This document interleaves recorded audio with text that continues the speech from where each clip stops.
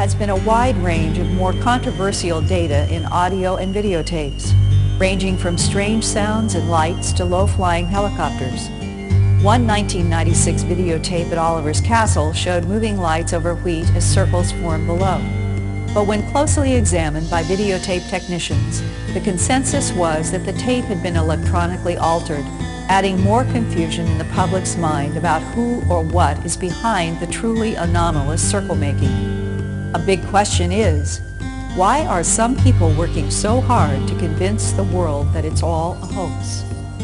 You can examine some of the controversial evidence by using the menu in the upper right screen.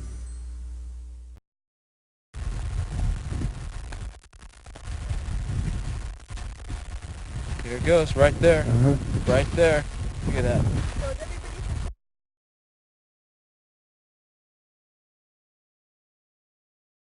During July 1994, I was at Alton Barnes in Wiltshire with a team of 7 or 8 researchers. We were approached at very close quarters by a British Army helicopter with its rotor blades almost hitting the hillside. That's how keen the occupants of it seemed to be to have us leave the area. This was further joined by a second Army helicopter, and with the cameras rolling, and you're seeing this film now, one of the helicopters broke away to the back of the field where we could see a small object glistening. The British Army helicopter approaches the object and positions himself where he cannot miss this pulsing white light. It's fascinating footage. It has been seen by the head of land forces, and they have now offered an explanation, which is what you're seeing on your screen is the reflection of the strobe light of the helicopter. I suggest you judge what you're seeing for yourself.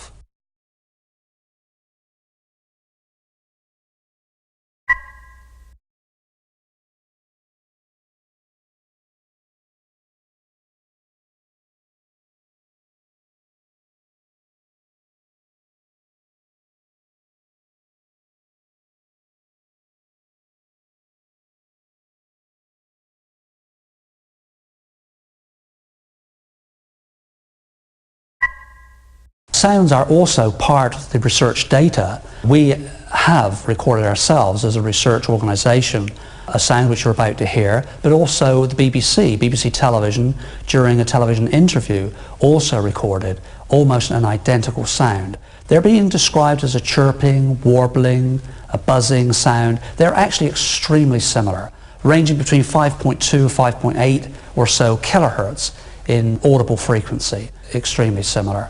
The sound which we recorded near Winchester, that arrived on the scene simply out of nowhere. 7 or so of us researchers stood in a circle when this extremely directional sound we could hear coming in from the east. It got closer to us and it moved, that it actually rotated around us 2 or 3 times until it settled to our right, moved very close to the circle itself. It then backed off, moved around gently in an anti-clockwise direction and away as swiftly as it had come. We could hear it getting quieter and quieter as it moved away to the east. That sound you'll be hearing now.